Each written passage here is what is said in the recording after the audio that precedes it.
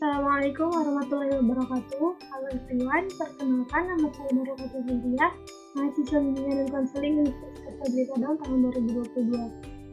Video ini dibuat untuk memenuhi salah satu tugas dari mata kuliah asesmen Kemenkes yang diampu oleh Bapak Profesor Ifdil SHI SPD MPD PhD dan Ibu Rima Prati Fadli SPD MPD. Pada video kali ini, saya akan sedikit membahas mengenai topik angket.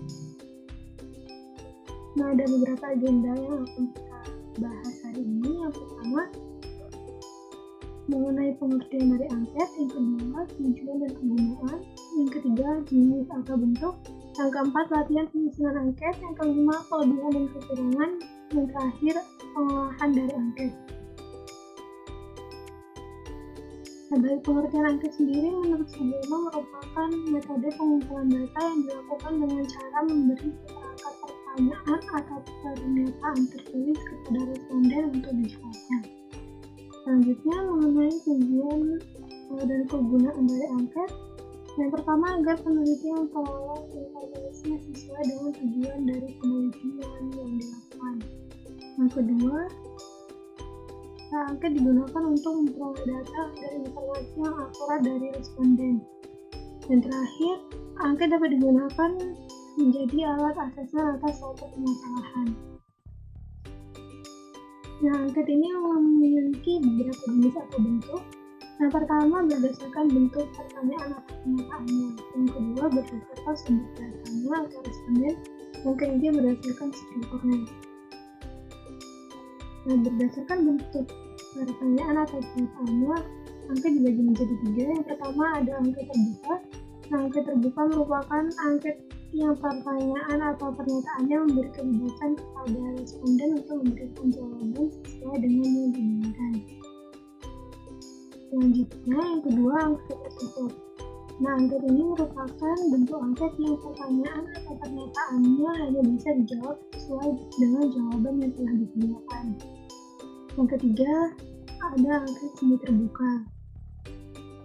Nah, angket ini merupakan bentuk angket yang pertanyaan atau pernyataannya berbentuk tertutup namun diikuti dengan pertanyaan terbuka.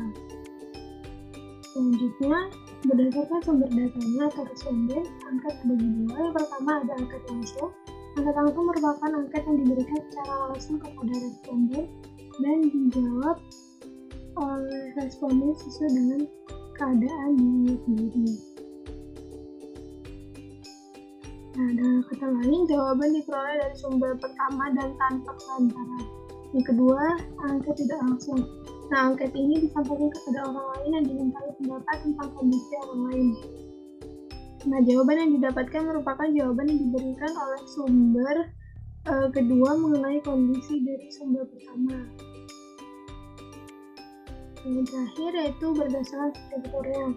Berdasarkan strukturnya, angket terbagi menjadi 2. Yang pertama, angket berstruktur, yaitu angket yang bersifat tegas dan konkret dengan pertanyaan atau pernyataan yang terbatas dan menghendaki jawaban yang tegas dan terbatas pula dari responden tersebut. Yang kedua, ada angket tidak langsung. Nah, angket tidak langsung ini digunakan apabila konselor menginginkan uraian lokal dari subjek atau responden tentang suatu hal. Nah, uraian tersebut merupakan jawaban yang terbuka dan panjang lebar. Nah, selanjutnya ada latihan penyusunan angket. Nah, yang pertama, menentukan tujuan yang akan dicapai dari penggunaan angket. Misalnya, angket disusun dengan tujuan untuk mengetahui kebiasaan belajar siswa di rumah, dia mengetahui kondisi keluarga siswa, dan sebagainya. Selanjutnya, yang kedua, mengidentifikasi variabel yang menjadi materi dari angket. Yang ketiga, menyusun kalimat-kalimat pertanyaan atau pernyataan yang mewakili setiap indikator sebagaimana telah dijelaskan dalam kisi-kisi angket tersebut. Yang terakhir, melengkapi angket dengan identitas responden serta diberikan tujuan angket ataupun petunjuk pengisian angket.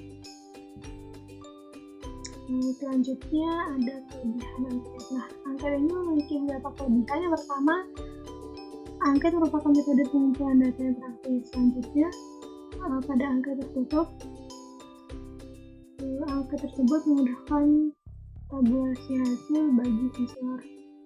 Selanjutnya, pada angket terbuka, responden diberikan kebebasan untuk memberikan jawaban.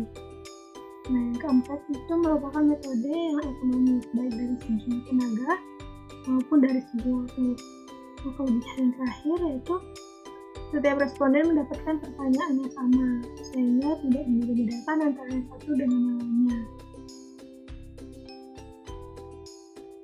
Nah, selain memiliki kelebihan, angket juga memiliki kekurangan.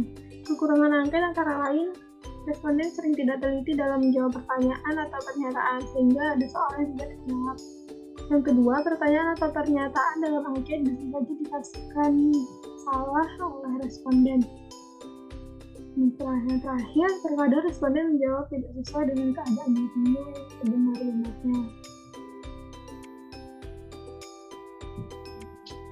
Nah, selanjutnya pengolahan angket. Nah, pengolahan angket ini ada 3 tahap.